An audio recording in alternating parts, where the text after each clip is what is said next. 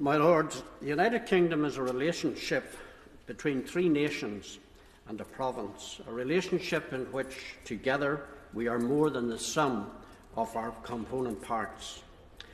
The Union has worked hitherto because Parliament has recognised that it cannot be used to impose a uniformity that undermines key distinctiveness of the component parts. Parliament could, at any point since 1707, have voted to impose an English legal system on Scotland, but it has not, because this would be to fatally disrespect Scotland and render the Union unsustainable. One of the Northern Ireland's distinctives pertains to its approach to the unborn, as the then Secretary of State said in 2018.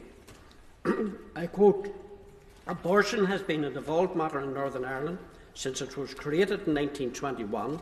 and it would not be appropriate for Westminster to seek to impose its will or to be the arbiter of an issue that has long been developed to the people of Northern Ireland. In the last 50 years in particular, we have developed a distinctive approach which affirms the importance of both lives, the life of the mother and the life of the unborn. This may not matter to people in other parts of the Union, but it matters very much to the people in Northern Ireland. We are proud of the report which demonstrated in 2017 that 100,000 people are alive in Northern Ireland today who would not be had we embraced the Abortion Act in 1967 with the other jurisdictions in GB. Moreover, after a complaint and 5-month investigation, the Advertising Standards Authority ruled that this was a reasonable claim.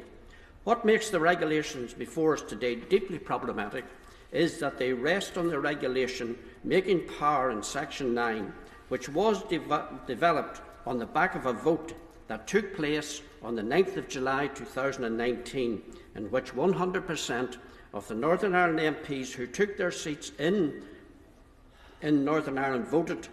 no, and yet this radical Northern Ireland only law change was imposed on us by MPs, none of whom has a mandate to represent Northern Ireland. My Lords, the strength and reality of the Union is not confirmed by the ability of the sovereignty of Parliament to impose legislation that only pertains to component unit of the Union against the wishes of its representatives. Rather, it is confirmed by the fact that even though Parliament could impose in these instances, it does not, and instead respects the different priorities of the different components of the Union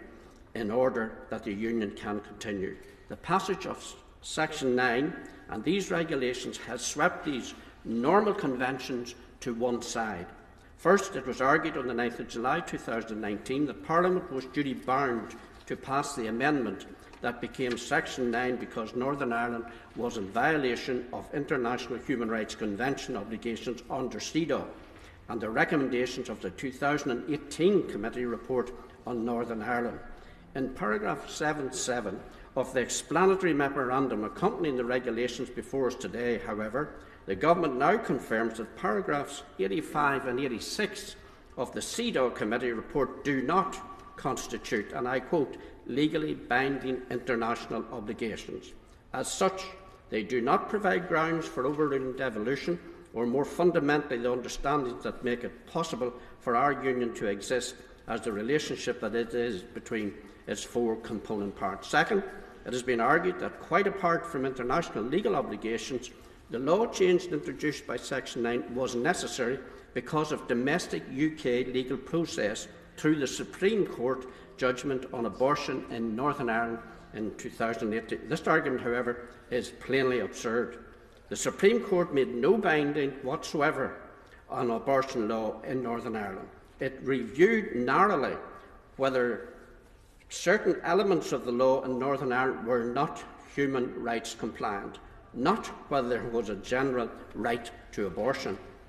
The two areas where the Court considered there would be no non-compliance under Article 8 of the ECHR were abortions on the grounds of a fetal abnormality and in cases where a pregnancy was a result of sexual crime. The judgment was not binding, but had Stormont been sitting and the law been amended accordingly, it would have resulted in a tiny increase in the number of abortions and Northern Ireland's life-affirming legal traditions of Northern Ireland would have largely continued. My Lords, in the context where the existence of life-affirming laws is a long-term distinctive Northern Ireland legal tradition backed by its representatives on the 9th of July 2019, and where there is no justification for this sweeping this aside, either on the basis of international obligations nor the rulings of the Supreme Court, one has to confront the harsh reality. The only reason why we are here today is that Parliament decided to take the risk of dispensing the Northern Ireland tradition because doing so was a greater priority